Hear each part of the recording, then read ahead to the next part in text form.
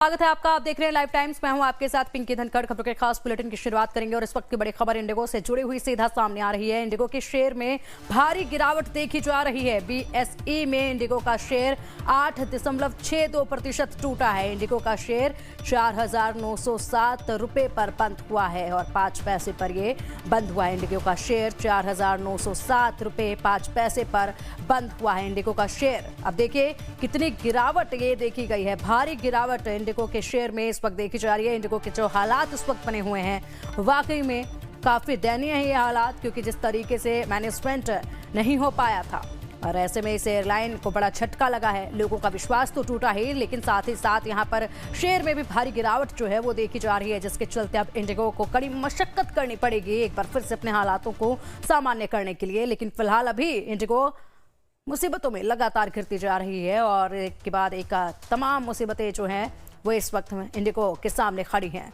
उनमें से अब ये शेयर जो धड़ाम से गिरे हैं, इसको लेकर भी एक नई मुसीबत का सामना इंडिगो को करना पड़ेगा। भारी गिरावट देखी जा रही है। और अब चलिए हमारे साथ फिलहाल अर्थशास्त्री शरद कोहली जी इस वक्त मौजूद हैं, उनसे जानकारी लेते हैं। बहुत स्वागत है शरद कोहली जी आपका लाइव टाइम्स पर। हालांकि इसकी उम्मीद जो की जा रही थी वो नजर तो आ ही रहा था। जिस तरीके से हालात इंडिगो के इन दिनों चल रहे हैं, भारी घाटा हुआ है, शेयर में भारी गिरावट जो है वो देखी जा रही है। क्या लगता है कि कितने लंबे टाइम तक इससे जूझना पड़ेगा इंडिगो को?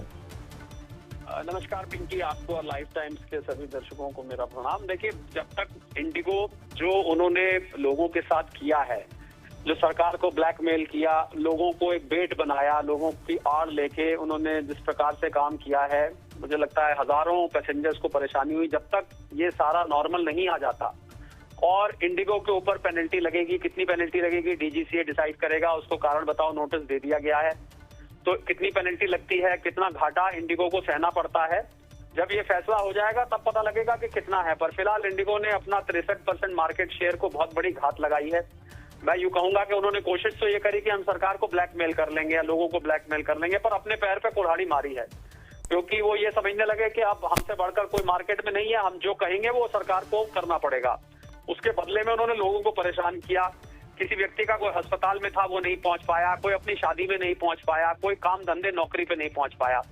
मैं समझता हूँ इस तरीके का गैर जिम्मेदाराना व्यवहार और ये जो आज शेयर में गिरावट आई है सही है। और भी अगर शेयर गिरता है, मैं मार्केट एक्सपर्ट भी हूँ, अर्थशास्त्री भी हूँ, मुझे कोई अफसोस नहीं होगा, क्योंकि इंडिगो के जो मालिक है राहुल भाटिया साहब विदेश में बैठे हैं। उन्होंने गोरों को यहाँ पर कंपनी का सीईओ और सीओओ बना रखा है, जिनको कि मुझे लगता है कोई सेंसिटिविटी नहीं है लोगों की, यात्रियों को जितनी परेशानी हुई है। तो अगर शेयर में आगे और भी गिरावट आती है, मुझे बिल्कुल भी हैरानी नहीं होगी जब तक। ठीक है शरद कोहली जी, ये जो शेयर में इतनी भारी गिरावट देखी जा रही है, इसका ओवरऑल इम्पैक्ट आप किस तरीके से देख रहे हैं? और क्या ये गिरावट पहले से आपको भी अनुमान था कि इतनी गिरावट हो सकती है? क्या आगे और भी ज्यादा बुरे दिन आ सकते हैं इंडिगो के लिए? नहीं, जब ये बात सामने आई पिंकी के इंडिगो ने इस प्रकार से किया है, तो मुझे अनुमान था कि इंडिगो का शेयर गिरेगा। यहाँ से इंडिगो का अब जो मुनाफा है, जो बैलेंस शीट, आपको पता होगा शेयर मार्केट बैलेंस शीट पर चलती है, कंपनी की बैलेंस शीट, सेल्स कितनी है, प्रॉफिट कितना है, वो प्रॉफिट कम होगा तो यहाँ से कंपनी की वैल्यूएशन कम होगी। इसको हम टॉप लाइन बॉटम लाइन कहते हैं। प्रॉफिट कम होगा, कंपनी का ईपीएस वो भी बिगड़ेगा।